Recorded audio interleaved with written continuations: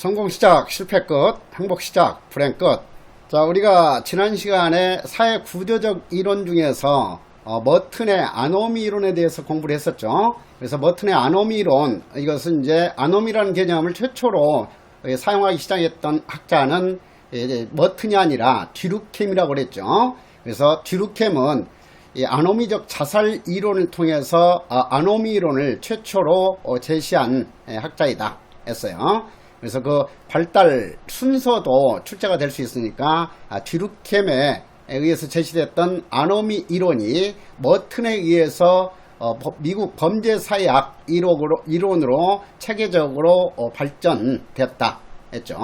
그래서 아노미 개념에 대해서 머튼과 듀르켐의 그 차이점, 듀르켐은 아노미라는 것은 일반적인 도덕 규범, 사회 규범에 의해서 개인의 무한한 욕구를 제대로 통제하지 못하는 상황. 그래서 듀르켐은 아노미를 무규제 또는 무규범 상태라고 정의를 했죠. 자, 그런데 머튼은 아노미 개념을 사회적 목표와 제도화된 수단의 불일치 상태를 아노미로 수정해서 정의를 했다 했어요.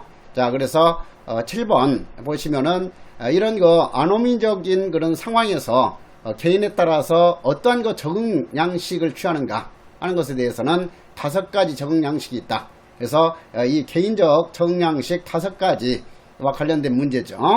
자, 그래서 기업 보시면은 비록 자신은 교육을 받지 못했지만 주어진 조건 내에서 돈을 많이 벌려고 노력하는 자.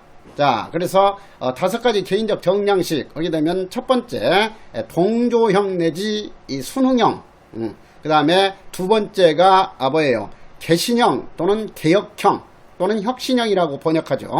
세 번째가 의식형, 의례주의, 애범형. 그 다음에 네 번째가 퇴행형 내지 도피형, 은둔형이라고 번역하기도 하죠.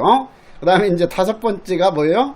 혁명형, 반항형, 전복형이라고 이렇게 번역하기도 하죠. 그리고 이제 여기서 같은 그 혁자가 들어갔는데 혁명형하고 혁신형, 이것을 말바꿈 함정으로 출제했을 때 순간적으로 이렇게 속임에 빠질 수가 있으니까 그 점 주의하죠. 그래서 혁신형과 혁명형, 이것은 항상 잘 구분하도록 해라 하는 거. 자, 그러면은 이 순응형 내지 순응형 내지 동조형은 뭐였어요? 사회적 목표를 추구하려고 하고, 그 다음에 그것을 제도화된 수단을 통해서 그런 목표를 추구하려고 하는 적응 유형이다 했어요. 그래서 보통 그 중상류계층으로서 사회적 목표와 제도화된 수단이 잘 주어져 있을 때 거기에 맞춰서 이제 적응하는 유형이다 했어요.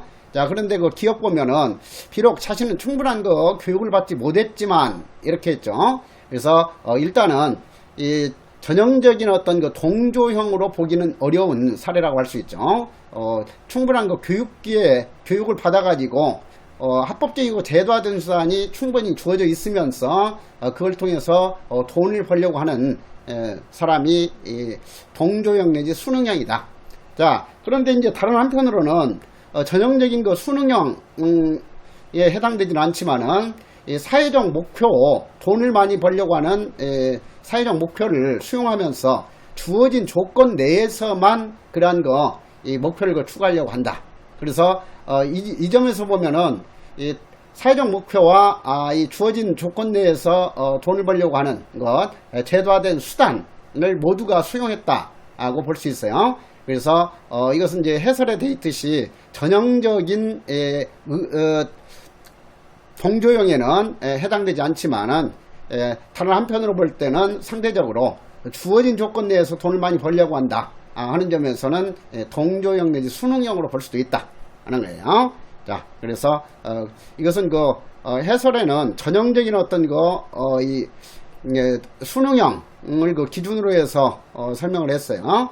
그래서 여기에서 이제 이것은 상대적으로 전형적인 거 순응형으로는 볼 수 없지만은 상대적으로는 순응형으로 정답을 가릴 수도 있다 하는 거. 자, 그 다음에 니은 보시면은 정상적인 방법으로 부자가 될 수 없다고 판단하고 사기 횡령을 행하는 자. 자, 그래서 이제 사기 횡령, 이것은 이제 돈을 벌기 위한 것이죠. 사회적 목표를 추구하는 데 있어서 합법적이고 제도화된 수단 대신에 그 합법적이고 제도화된 수단은 포기하고 이 불법적인 사기 횡령을 통해서 돈을 벌려고 한다. 그래서 전형적인 이욕형 범죄자, 재상형 범죄자에 해당하는 것이 바로 뭐라고 그랬어요? 개혁형 또는 혁신형이라고 그랬죠. 그래서 니은은 혁신형 내지 개혁형에 해당한다. 자, 그 다음에 디귿 보시면은 사업이 수차례 실패로 끝나자 자신의 신세를 한탄하면서 불황생활을 하는 자. 그래서 이제 여기서 사회적 목표도 지금 포기를 했죠. 그리고 일상적인 사회생활마저 포기해가지고 불황생활을 하는 사람이다. 그래서 사회적 목표와 제도화 등 수단 모두를 거부하는, 포기하는 적응 유형, 이것이 도피형 내지 은둔형 또는 퇴행형이다 했어요. 그 다음에 이제 니을 보시면은 환경보호를 이유로 공공기관이 시행하던 댐건설 공사를 중단 요구하며 시위를 하는 자. 그래서 기존의 사회적 목표를 거부하면서 새로운 사회적 목표로서 환경보호를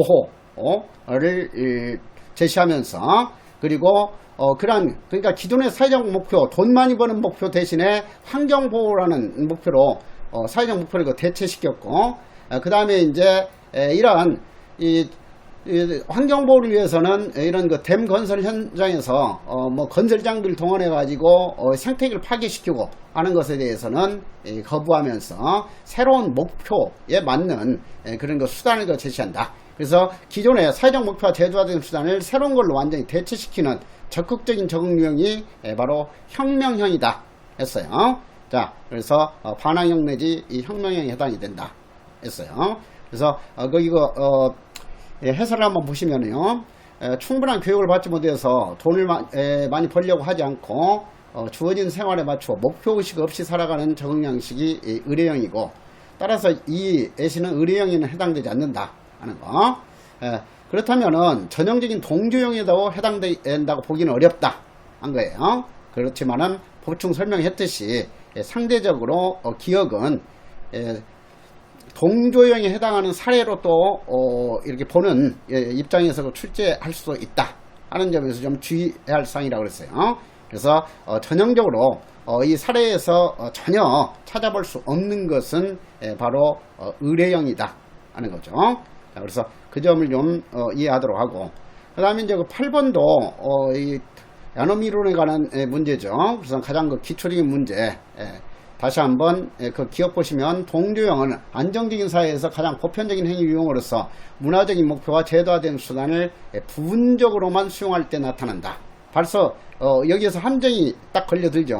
자, 동조형은 사회적 목표나 제도화된 수단을 모두 다 전면적으로 받아들여서 수용할 때 나타나는 적응형이다. 그래서 이렇게 교묘하게 함정을 유도할 수 있어요. 전면적으로 수용할 때 나타나는 것인데 이렇게 부분적으로 수용할 때 나타난다 하는 거죠. 자, 그 다음에 그 니은 보시면 혁신형 내지 이 개혁형, 개신형은 문화적인 목표에 집착하여 부당한 수단을 통해서라도 성공을 달성하려고 행동하는 이욕적 범죄자, 재산범죄자가 대표적이다. 그래서 미국에서 가장 이 전형적인 재산범죄자에 해당하는 것이 바로 이 혁신형이다. 그래서 혁신형은 목표 달성을 위해서는 수단 방법 가릴 필요가 없다고 생각하는 적응 유형이다. 그래서 우리말 그 속담으로 뭐로 가도 서울만 가면 된다. 이런 것들이 여기에 해당하는 유형이라고 했어요. 혁신형. 그래서 예전에 사법시험에서는 이제 뭐로 가도 서울만 가면 된다는 속담과 가장 관련 깊은 적응 유형은 이렇게 해서 그걸 고르는 문제로도 출제된 바 있고 그래요. 혁신형. 그 다음에 이제 의뢰형은 문화적인 성공 목표에는 관심이 없고 제도화된 수단을 지키려는 유형으로서 출세를 위한 경쟁을 포기한 하위 직원들 사이에서 발견된다. 그러니까 이 전형적인 하위 계층이 아니라 하위 계층 중에서도 안정된 그런 직업을 가지고 있는 그런 중하위 계층에 해당하는 유형이다. 이렇게 이해를 했죠.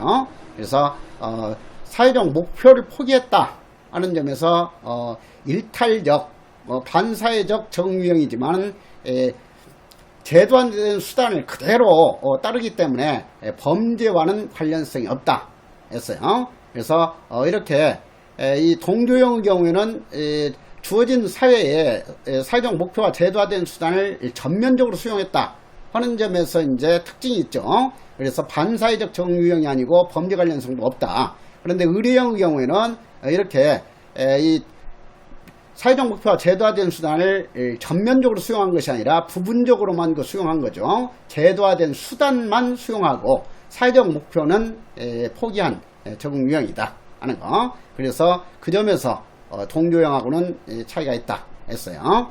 그 다음에 니을에 있어서 은둔형은 사회의 문화적인 목표와 제도화된 수단을 모두 수용하지만은 사회로부터 소외된 도피적인 그런 생활을 하는 적응 유형이다. 그래서 전형적인 이중 실패자에 해당한다고 했어요. 그래서 일반적인 그런 사회적 목표도 받아들이지 못하고, 그리고 제도화된 수단, 더 나아가서 이제 일상적인 사회생활마저 할 수 없는 그런 유형이기 때문에 전형적인 이제 이중 실패자에 해당한다 하는 거예요. 그래서 문화적 목표와 제도화된 수단을 모두 수용하지만 이렇게 함정을 유도했죠. 모두 포기하는 유형이다 하는 거. 그 다음에 혁명형은 기존의 사회가 수용하는 목표와 제도화된 수단을 모두 거부하고, 맞죠?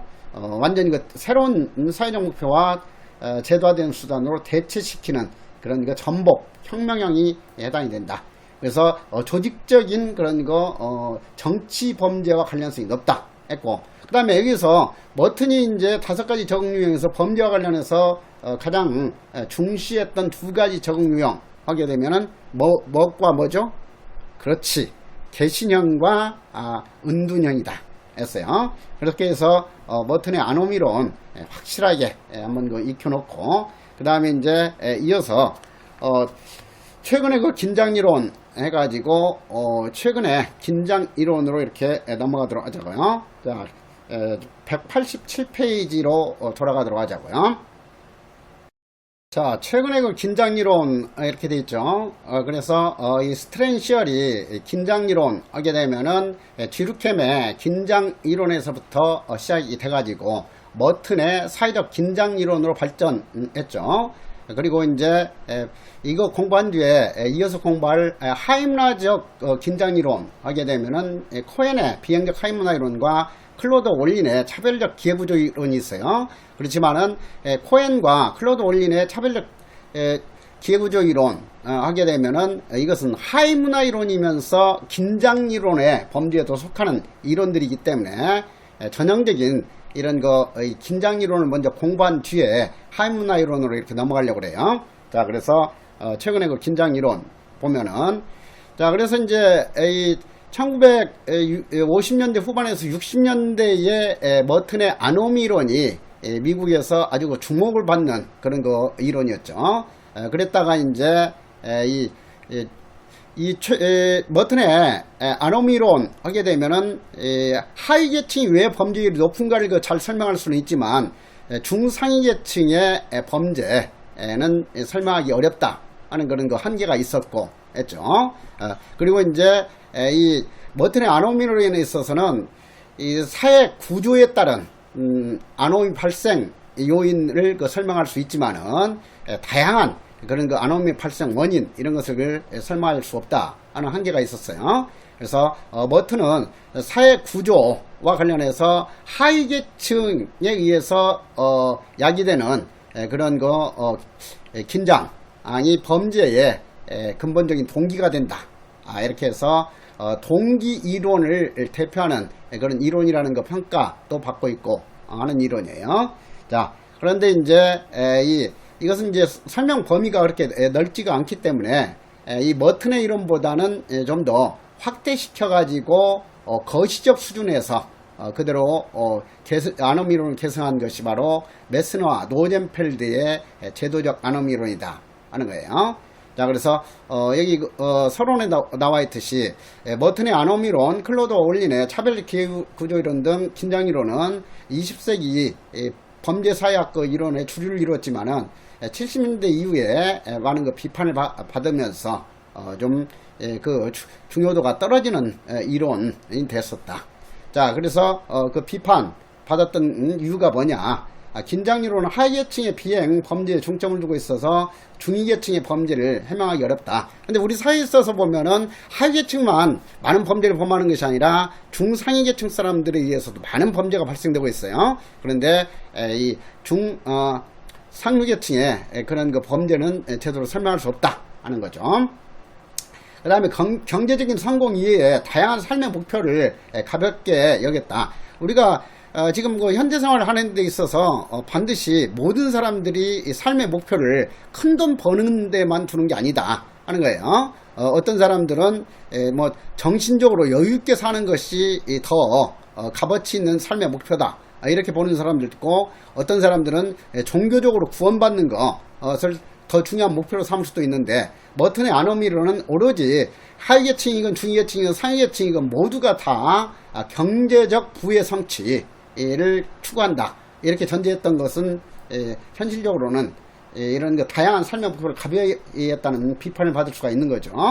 그 다음에 이제 이 긴장을 경험한 사람들 중에서 왜 모든 사람이 이 범죄 행동을 하지 않는 것이냐 하는 거죠. 그래서 이제 이런 하위계층 사람들도 이런 긴장 상태에 빠지지만 대부분의 사람은 범죄 행동을 하지 않죠. 일부 사람들만 범죄 행동을 취하게 된다. 그렇다면 왜 이 아노미 상황에 빠져 있는 사람들 중에서 일부 사람만 범죄를 범하는가에 대해서는 지금 여러분들이 공부했듯이 충분히 설명하지 못하고 있죠. 자, 그래서 이런 한계를 지니고 있었기 때문에 20세기 후반 1990년대경에 와가지고 이제 이러한 머튼의 이론을 좀 더 수정 보완하는 이론이 두 가지 이론이 등장하게 돼요. 그래서 머튼의 아노미 이론을 확장하여 확장시킨 것이지 축소시킨 것이 아니죠. 이런 것도 시험에 있어서는 확장시켰냐 축소시켰냐 이렇게 바꾸는 문제도 종종 출제가 될 수 있어요. 그래서 머튼의 아노미 이론을 더욱더 이제 확장한 두 가지 이론이 바로 미시적 수준의 긴장 이론으로 발전시킨 것이 에구니의 일반 긴장 이론이다 하는 거. 그 다음에 머튼과 마찬가지로 거시적 수준에서 이 아노미 이론을 더욱더 발전시킨 것이 메스너와 노젠펠드의 제도적 아노미 이론이다 하는 거예요. 그래서 이 에구니의 일반 긴장이론하고 그 다음에 메스너와 노젠펠드의 제도적 아노미 이론을 뒤바꾸는 함정 문제도 또 출제될 수가 있겠죠. 자, 그래서 여기서 확실하게 이제 머튼의 아노미 이론과 사회 해체 이론, 이것은 당연히 거시적 수준의 이론이죠. 그래서 이 머튼의 아노미 이론을 이 거시적 수준의 긴장이론으로 이렇게 계승시킨 것이 메스너와 노젠펠드고, 그 다음에 이 거시적 수준의 머튼의 아노미 이론을 미시적 개인적 수준의 아노미 이론으로 발전시킨 것이 바로 에구니의 이론이다 하는 거예요. 그래서 에구니는 일반 긴장 이론 이렇게 이제 제목 명칭을 정했어요. 그러니까 일반적으로 모든 사람의 긴장을 범죄의 동기로 보는 이론이다 이런 의미예요. 자, 그래서 이것은 앞으로도 시험에 출제될 가능성이 매우 높기 때문에 미시적 개인적 수준에서 긴장 이론을 발전시킨 것이 에구니의 이론이다 하는 것 확실하게 그렇게 기억을 해놓도록 하세요. 자, 그 다음에 이제 이 제도적 아노미 이론으로 들어가도록 하자고요. 지금 여러분들도 아마 이제 이 공부하는 과정이 아주 힘겹고 외롭고 할 거예요. 그런데 지금 강의를 하고 있는 나도 상당히 힘겹고 어려운 과정이라고 할 수도 있어요. 마침 이제 내가 지금 공단기에서 이제 지금 교정학 강의를 하고 있죠. 그 다음에 이제 이 범죄학은 신림동 프라임법학원에서 이제 그 강의를 하고 있는데, 공단기하고는 지금 교정학만 계약이 돼 있지, 형사정책은 그 계약이 돼 있질 않아요. 그래서 이제 내가 여러분들에게 기왕이면 좀 도움을 드려야겠다. 내가 그 뭐 30년 가까이 여러분들이 낸 수강료 가지고 이렇게 뭐 잘 살아온 사람이기 때문에 이런 거 시기에 내가 좀 재능 기부를 해서라도 우리 그 수험생들한테 좀 확실한 뭔가 좀 도움되는 역할을 해봐야겠다 해가지고 이제 이런 그 강의를 그 시작했지만은 때때로 나도 뭐 돈도 받지 않고 어떻게 보면 지금 우리 연구소에서 이거 제작하는데도 비용이 아주 많이 들잖아요. 그래서 이제 비용도 많이 들면서 그 다음에 현장 강의보다 이렇게 인터넷 강의 이렇게 화면만 보면서 강의하는 것이 훨씬 더 힘들고 그래요. 그리고 이제 어제 그제도 지금 뭐 갑자기 뭐 강의하던 그런 후배, 나보다 7살 어린 그런 그 후배인데, 내가 마침 노량진 프라임 경찰학원 거기서 이제 그 스케줄, 강의 스케줄 관련해서 다른 그 선생님을 만났는데, 식사하면서 이제 그 소식을 들었다고 그렇게 그 지방 강의 내려가 가지고 갑자기 이렇게 사망을 했다 해가지고 그 소식을 들으면서 나도 이렇게 그간에 무리를 해가면서 그렇게 그 강의를 해왔고 그리고 뭐 시험 전날 같은 경우는 수험생하고 똑같이 내가 가르친 대로 잘 그 출제가 됐을까, 나한테 배운 사람들이 정말 충분히 좋은 점수로 합격할 수 있을까, 이런 그 불안감도 들고 해가지고 항상 이 긴장되는 그런 거 생활을 하고 있고 하는 건데, 그런 거 소식을 들으니까 너무 서글픈 생각도 들고 허무하고 더라고요. 그래서 그 선생님하고 이제 저녁 먹으면서 소주를 몇 병 먹은 것이 상당히 좀 갑자기 한 7개월 만에 이렇게 좀 폭음을 하다 보니까 좀 상당히 좀 몸도 버거운 상태고, 그렇지만은 내가 조금이라도 이렇게 소홀히 되거나 하게 되면은 여러분들은 인생을 걸고 지금 이런 거 준비를 해 나가고 있는데, 내가 조금 힘들다고 그리고 돈이 되지 않는다 해가지고 소홀히 한다든가 하게 되면은 여러분들 인생에 엄청난 그런 거 해를 끼치는 것이 되고 그렇다는 생각이 들어가지고, 그래서 오늘 또 지금 내가 일어나가지고 108배 하면서 다시 한번 각오를 다지면서 기왕 내가 이렇게 해주기로 했으니까 이 강의를 통해서 우리 학생들 정말 가장 고득점 해가지고 확실하게 내년 그 시험 합격할 수 있게 해주는 것이 내가 할 수 있는 역할이다, 이렇게 생각을 하면서 마음을 가다듬고, 나도 지금 자기 통제를 좀 하면서 다시 한번 의욕을 갖고 이렇게 강의를 시작하고 있어요. 그래서 어떤 일이든 간에 자기 자신과의 어떤 싸움인 것 같아요. 그래서 무규범 무규제 상태에 빠지는 그런 상황이 되지 않도록 항상 자기 규제, 자기 통제를 잘 해나가고 이렇게 해야만 제대로 성공할 수 있고 하는 것 같아요. 자, 그래서 더욱더 힘을 내 가지고 기어이 내가 여러분들과 책임지기로 했으니까 어떻게 해서든 여러분들 이 형사정책 스케줄 따라오면은 90점 이상 득점해 가지고 내년 시험 확실하게 합격할 수 있도록 이렇게 하자고요. 자, 함께 힘차게 더욱더 출발하자고.